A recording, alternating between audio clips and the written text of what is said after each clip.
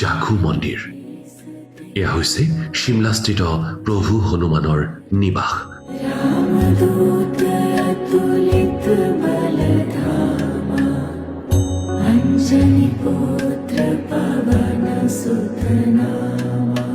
হিমাচল প্ৰদেশৰ চিমলাৰ জাখু পাহাৰত অৱস্থিত জাখু মন্দিৰ ভগৱান হনুমানলৈ উৎসৰ্গিত এটি বিশেষ মন্দিৰ। 2455 মিটাৰ উচ্চতাৰ এই মন্দিৰে হিমালয়ৰ মনোমোহা পৰিৱেশটো অধিক আকৰ্ষণীয় কৰি তোলে। অঞ্চলটোৰ আটাইতকৈ পুৰণি মন্দিৰসমূহৰ ভিতৰত এটা বুলি বিশ্বাস কৰা জাখু মন্দিৰৰ ৰামায়ণৰ সৈতেও আছে সম্পৰ্ক। ভগৱান হনুমানে আই সীতাৰ সন্ধান কৰাৰ সময়ত এই স্থানতেই বিশ্ৰাম লৈছিল বুলি বিশ্বাস কৰা হয়।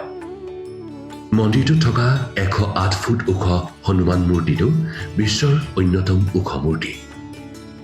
দৰ্শনাৰ্থীসকলে দেওধৰ অৰণ্যই আৱৰি ৰখা এই মন্দিৰ ভাগলৈ পাহাৰ বগাই বা ট্ৰেকিং কৰি নতুবা বাহনেৰে যাত্ৰা কৰিব পাৰে।